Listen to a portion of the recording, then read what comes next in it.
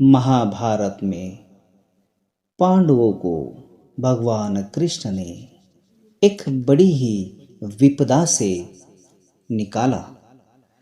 जब उन पर संकट आया तो यह बात तब की है जब वन में नकुल और सहदेव बड़े ही क्रोध से लकड़ियों को काट रहे थे। इतनी क्रोध से लकड़ियों को काट रहे थे मानो जैसे उन्हें क्या हो गया हो। तब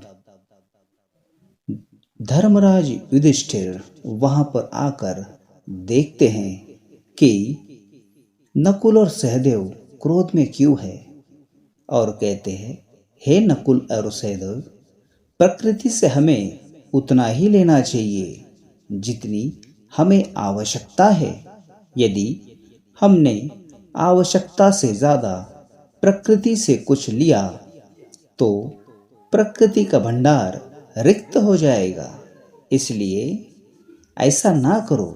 परंतु नकुल और सहदेव कहते हैं, आखिर भैया तुम दुर्योधन, दुशासन इनको मारने की आज्ञा तो देते ही नहीं है। तभी धर्मराज युधिष्ठिर कहते हैं, क्षमा ही सबसे बड़ा धर्म है, इसलिए ऐसा ना करो। और तभी ऋषि दुर्वासा और उनके शिष्य वहां पर आने लगते हैं। यह देख धर्मराज युधिष्ठिर, नकुल और सहदेव आश्चर्यचकित हो जाते हैं और देखते हैं कि दुर्वासा ऋषि उनकी ओर ही चले आते हैं। धर्मराज युधिष्ठिर नकुल और सहदेव को यह कहते हैं, हे नकुल, हे सहदेव, थोड़ा क्रोध शांत कर लो, क्योंकि ऋषि दुर्वासा हमारी ओर आ रहे हैं।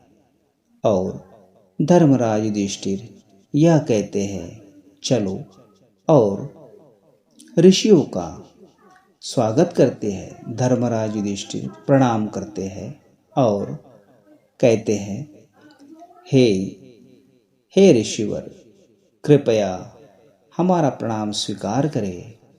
और धर्मराज युधिष्ठिर कहते हैं, हे गुरुदेव, हे ऋषिवर, मेरी कुटिया यहाँ पर नजदीकी है, इसलिए आप मेरी कुटिया में पधार कर मेरी कुटिया की शोभा बढ़ाइए। तभी ऋषि दुर्वासा क्रोध में आकर कहते हैं, हे राजन, ऋषि कोई शोभा की वस्तु नहीं होती है। तभी धर्मराज युधिष्ठिर कहते हैं, हे ऋषिवर, मुझे क्षमा कर दीजिए, क्योंकि मैंने गलत शब्दों का चयन किया। तभी ऋषि दुर्वासा कहते हैं, मैं यहाँ आने से पहले दुर्योधन के वहां गया। दुर्योधन ने मेरी बहुत सेवा की और उसने कहा कि जाते जाते धर्मराज युधिष्ठिर भी यही नजदीक कुटी में रहते हैं, इसलिए आप जाते जाते उन्हें भी आशीर्वाद दे जाना। इसलिए हम इस ओर आए हैं। हे राजन, हम स्नान के बाद भोजन के लिए तुम्हारी कुटिया में अवश्य आएंगे। यह सुन धर्मराज युधिष्ठिर, नकुल और सहदेव चिंता में गिर जाते हैं और नकुल और सहदेव कहते हैं, यह तो भैया दुर्योधन की चाल ही है जो हमें अपमानित करना चाहते हैं। परंतु अब तक तो द्रौपदी ने भोजन कर भी लिया होगा, इसलिए हमें तुरंत जाकर अपनी कुटिया में यह जाकर देखना होगा कि भोजन शेष बचा है या नहीं है। जब तक ऋषि दुर्वासा स्नान कर कर आ जाए तब तक हमें जल्दी जाना चाहिए। और धर्मराज युधिष्ठिर, नकुल और सहदेव वहां से जाते हैं और जाते जाते वह यह देखते हैं कि हमें देर ना हो जाए और ऋषि दुर्वासा जल्दी ही पधार जाए। तभी कुंती अपनी रसोई में खाना खाने के बाद में रसोई की स्वच्छता सफाई कर रही थी। तभी धर्मराज युधिष्ठिर वहां आते हैं और कहते हैं, हे पांचाली, ऋषि दुर्वासा पधारे हैं और वह स्नान करने के बाद हमारे कुटिया में आने वाले हैं और भोजन करने वाले हैं। तब द्रौपदी कहती है, तो भला इसमें चिंता करने की क्या बात है? यह कहकर द्रौपदी अपनी रसोई की ओर जाती है और रसोई की ओर जाकर देखने लगती है तो एक एक बर्तन ढूंढने लगती है। एक एक बर्तन में जब वह देखती है तो एक एक बर्तन खाली दिखता है। कोई भी बर्तन में भोजन नहीं दिखता। केवल एक ही बर्तन होता है जिसमें एक चावल का दाना ही होता है। बस यह देखकर द्रौपदी अत्यंत दुखी हो जाती है और उनकी आंखों में अश्रु आ जाते हैं और वही पात्र वह धर्मराज युधिष्ठिर के पास ले जाते हैं और कहती है, भला आज का ये कौन सा दिन है? आप इंद्रप्रस्थ के राजा को इतना चिंतित पहली बार देखा है कि कुछ ब्राह्मणों के भोजन के लिए महाराज चिंतित है और मैं इंद्रप्रस्थ की पटरानी होकर मेरी रसोई में केवल एक चावल का दाना ही है। आखिर यह कौन सी परीक्षा की घड़ी है? यह सोचकर द्रौपदी अत्यंत दुखी हो जाती है और यह सब देखकर वह भगवान वासुदेव कृष्ण को मन से पुकारती है कि हे नारायण, हे कृष्ण, हे गोविंद, हे करुणा निदान, मेरी मदद करो, हमारी लाज बचा लो हे कृष्ण, हे वासुदेव। बस इतना कहते ही भगवान वासुदेव तुरंत वहां पर प्रकट हो जाते हैं और कुटिया के अंदर आते हैं और कुटिया के अंदर आकर प्रणाम करते हैं और प्रणाम कर कर कहते हैं, प्रणाम हे भ्राताश्री। यह देख सबके चेहरे पे मुस्कान आती है और भगवान कृष्ण कहते हैं, भला मेरे आने से आप लोग खुश नहीं दिखाई दे रहे हो? तभी द्रौपदी कहते, नहीं नहीं वासुदेव, आप ये क्या कह रहे हैं?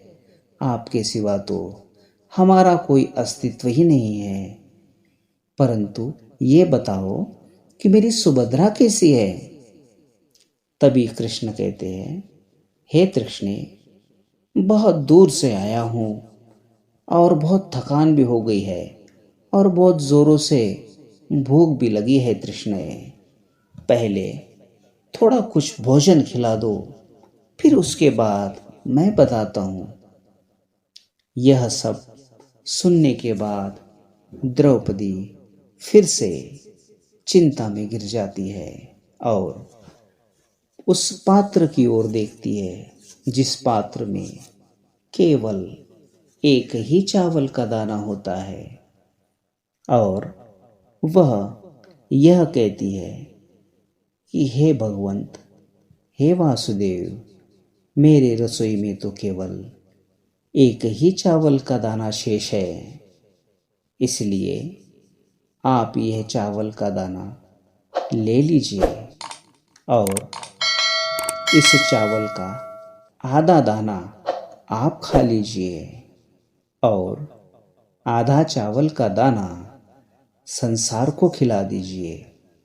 भगवान कृष्ण मुस्कुराते हुए वह पात्र अपने हाथों में ले लेते हैं और वह पात्र हाथों में लेने के बाद भगवान कृष्ण देखते हैं कि उस पात्र में केवल एक ही चावल का दाना है।